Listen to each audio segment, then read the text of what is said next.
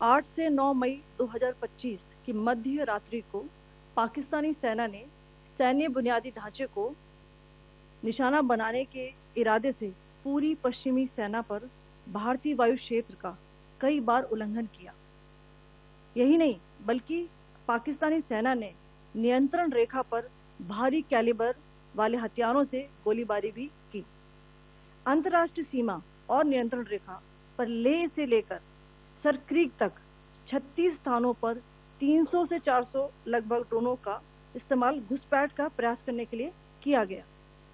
भारतीय सशस्त्र बलों ने काइनेटिक व नॉन काइनेटिक साधनों का उपयोग करके इनमें से कई ड्रोन्स को मार गिराया। इतने बड़े पैमाने पर हवाई घुसपैठों का संभावित उद्देश्य वायु रक्षा प्रणालियों का परीक्षण करना और खुफिया जानकारी इकट्ठा करना था। ड्रोन के मलबे की फोरेंसिक जांच की जा रही है। प्रारंभिक रिपोर्ट्स से पता चलता है कि वे तुर्की के असीस गार्ड सोंगर ड्रोन्स हैं। इसके उपरांत रात में पाकिस्तान के एक सशस्त्र यूएवी ने भटिंडा सैन्य स्टेशन को निशाना बनाने की कोशिश भी की, जिसे पकड़ा गया और उसे निष्क्रिय कर दिया गया। पाकिस्तानी हमले के जवाब में पाकिस्तान में 4 हवाई रक्षा स्थलों पर सशस्त्र ड्रोन्स लॉन्च किए गए। इनमें से एक ड्रोन एडी रडार को नष्ट करने में सक्षम रहा।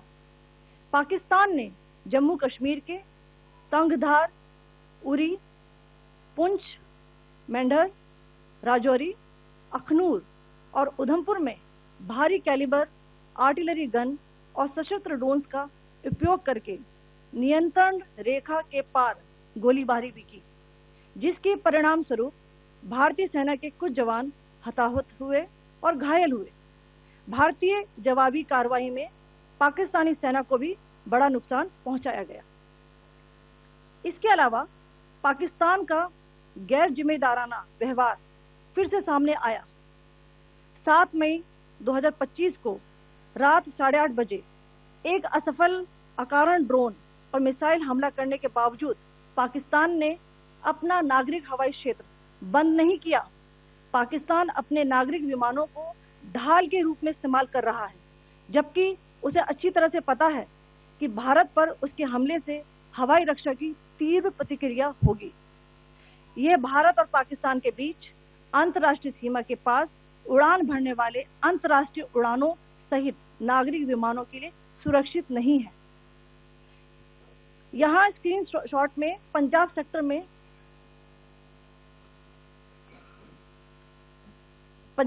में हाई एयर डिफेंस अलर्ट स्थिति के दौरान एप्लीकेशन फ्लाइट रडार 24 का डेटा दिखाया गया है। जैसा कि आप देख रहे हैं यहाँ पर भारतीय पक्ष का हवाई क्षेत्र घोषित बंद के कारण नागरिक हवाई यातायात से पूरी तरह से रहित है। कराची और लाहौर के बीच के हवाई अड्डे मार्ग पर नागरिक एयरलाइंस उड़ान भर रही है। हाई अलर्ट किया गया है विमान फ्लाइनेस एविएशन का एयरबस 320, जैसा कि आप यहाँ देख रहे हैं, जो कि शाम को 5:50 बजे दमम से शुरू हुआ और रात को 9:10 बजे लाहौर में उतरा। ये सारा डिटेल्स आप यहाँ देख रहे हैं, ये डिटेल्स यहाँ लिखा हुआ है। Can you see this?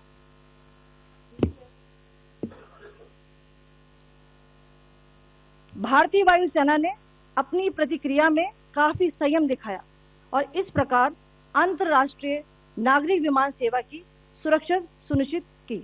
धन्यवाद। जय Hind.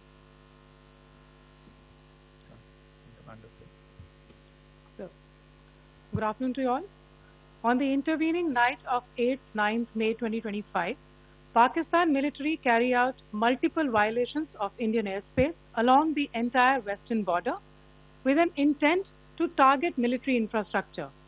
Pakistan military also resorted to firing of heavy caliber weapons along the line of control. Along the international border and line of control, drone intrusions were attempted from Leh to Sarkreek at 36 locations with approximately 300 to 400 drones. Indian Armed Forces brought down a number of these drones using kinetic and non-kinetic means. The possible purpose of these large-scale aerial intrusions were to test the AD systems and gather intelligence. Forensic examination of the drone debris is being undertaken. Preliminary reports suggest them to be of Aziz Guard Songa drone of Turkey.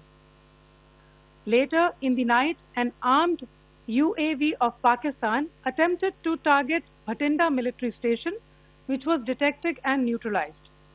In response to the Pakistani attack, armed drones were launched at 4 air defense sites in Pakistan. One of the drones was able to destroy an AD radar. Pakistan also carried out artillery shelling across the line of control using heavy caliber artillery guns and armed drones at Sangdhar, Uri, Poonch, Mendhar, Rajouri, Akhnur and Udhampur in Jammu and Kashmir area, which resulted in some losses and injuries to Indian Army personnel. Pakistan Army also suffered major losses in Indian retaliatory fire. Additionally, Pakistan's irresponsible behavior again came to fore. Pakistan did not close its civil airspace despite it launching a failed unprovoked drone and missile attack on 7th May at 8:30 hours in the evening. Pakistan is using civil airliners as a shield, knowing fully well that its attack on India would elicit a swift air defense response.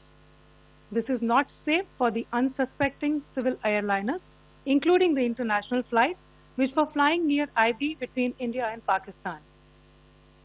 The screenshot we just showed and we shall share with you, it shows the data of the application Flight Radar 24 during a high air defense alert situation in the Punjab sector. As you have seen, the airspace on the Indian side is absolutely devoid of civil air traffic due to our declared closure. However, there are civil airlines flying the air route between Karachi and Lahore. Amongst the other civil aircraft that you can see, we have highlighted an aircraft which is Airbus 320 of Flynas Aviation, which was originated from Dammam at 1750 hours and landed later at Lahore at 2110 hours in the night. Indian Air Force demonstrated considerable restraint in its response, thus ensuring safety of international civil carriers.